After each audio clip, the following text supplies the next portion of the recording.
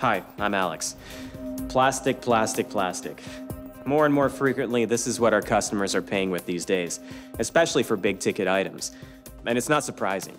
Credit and debit cards are convenient and can be used to pay for almost anything, whether shopping in a store or online. But their spending power makes them a natural target for thieves, scam artists, and fraudsters. Debit and credit card fraud can be a significant source of loss for retailers. So if it's a high-end system you're looking for, this beast is for you. In fact, it's the fastest and most expensive system we've got. And if you're into gaming, the graphics and sound on this thing are amazing. Yeah, I'm into gaming. So this is the best system you got? It's the best one we've got in the store. I could order you another one that's a little bit better, but it'll take a couple days to ship. Nah, don't bother. This one will do me fine. I'll take it. How you fix for monitors? What's your biggest? Let me show you. And this one here is a real beauty. Exceptional resolution. It is a little bit pricey, but if you're willing to wait, it's going on sale next week, 30% off. No, that's okay. I'd really like to get the whole package today. I just can't wait to get it all up and running. I'd like to take a look at your laptops, too. My wife says she could use one. Sure. I couldn't believe it. I was racking up sales like there was no tomorrow. This guy was my dream customer, loaded and only interested in the best of our high-end stuff. We walked every aisle in the store, and if an item was our most expensive, he wanted it. I could see my commission growing with every step. And do you need a printer? We got a couple of nice ones that just came in. Yeah, sure. A printer. How can I forget about that? Let's take a look at what you got.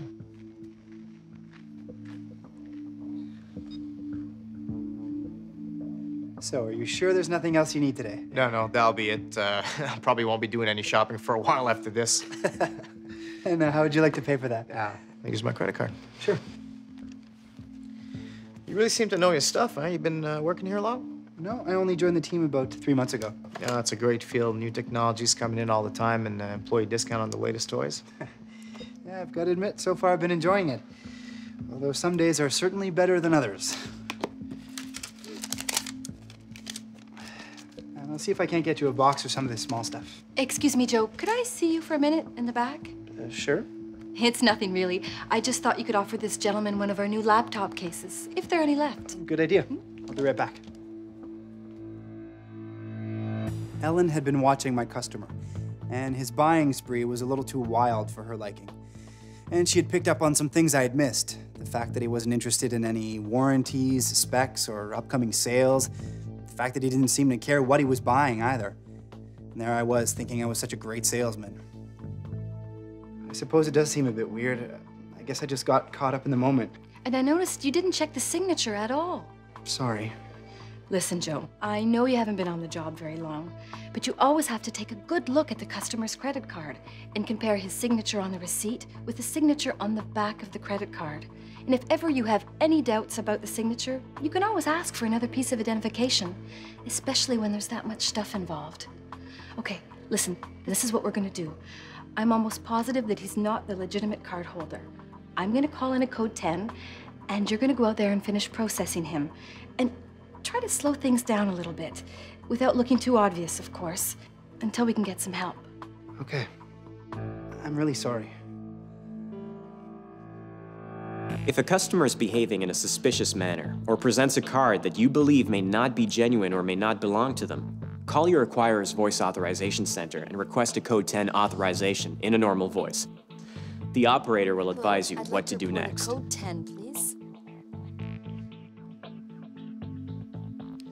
Did you find one? Because I don't really need it anyways. No, sorry, we're out right now. But if you come back next week, I can make sure you get one. There'll be more in stock. Like I said, I don't really need it. You need a hand with this? No, it's okay. I can manage myself. Unfortunately, as we saw, Joe didn't follow proper card acceptance procedures when he handled this transaction. Perhaps it was simple inexperience. Maybe he allowed himself to be distracted at key moments by the customer. Whatever the reason, he didn't take the proper precautions. Let's see what he should have done. You really seem to know your stuff, huh? You been working here long? No, not really. I only joined the team about 3 months ago. Oh, it's a great field. New technologies coming in all the time, and employee discount on the latest toys. I gotta admit, it's been pretty fun so far.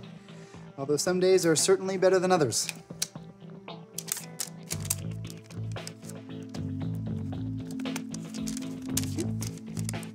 Be sure to check that the signature panel on the back of the card is signed and is a good match with the customer's signature. Make sure it hasn't been taped over or altered in any way. If you see the word void on the signature panel, that means it has been tampered with. If you have any suspicions about the card, check some of its other security features. Look at the embossed or raised numbers on the front of the card and make sure they are clear and uniform in size and spacing. They should also extend into the hologram if there is one on the front of the card. The first 4 digits of the card's raised account number should match the 4 digits printed above or below it, and the last 4 should match the last 4 printed on the receipt. Look at the hologram. It's usually on the front of the card, but some new designs may have it on the back, or even built into the magnetic stripe. A hologram should reflect light and appear to move when the card is tilted. Make sure you can check cards effectively by becoming familiar with new card designs and their security features. With the growth of virtual storefronts and online sales, fraud that's committed without the presence of an actual card is increasing. Because they don't have to be present, this type of fraud presents less risk for the criminal. Armed with some basic information and a credit card number, they take advantage of the good credit of others to make purchases online, by phone, or mail order. We've had a lot of success with our web store, but we've had to watch out for fraudsters. We've had a couple of attempts. Some use stolen card numbers and then try to guess at the expiry date. But if I look closely on my system, I can see what they're up to. I also watch out for orders that use several different credit cards, but come from the same IP address. That's suspicious. Just like orders that use several different credit cards, but want all their stuff shipped to the same address. Yes, there's a lot to keep an eye on when the customer isn't present. Ensure that you get the credit card's correct expiry date and 3-digit security code on the back of the card. Be alert when you notice first-time shoppers, very large orders, orders of several of the same item, and orders that are to be shipped rush. Okay, so how are all these cards getting into the wrong hands? Well, sometimes they are lost or stolen, and sometimes they are acquired through data compromises. But sometimes, fraudsters capture card information using electronic skimming devices like this one. It works much like the card reader at your checkout. The crime is committed when a card is out of sight. The fraudster skims it, captures the entire contents of the magnetic stripe, and then uses the data to manufacture a counterfeit card. The data may also be used for online, telephone, or mail order transactions as well. Debit card skimming is similar, but involves stealing a customer's PIN using accomplices who shoulder surf or a pinhole camera that records the PIN being entered. In some cases, bank machines have been modified with false fronts that skim customers' cards and record their PIN.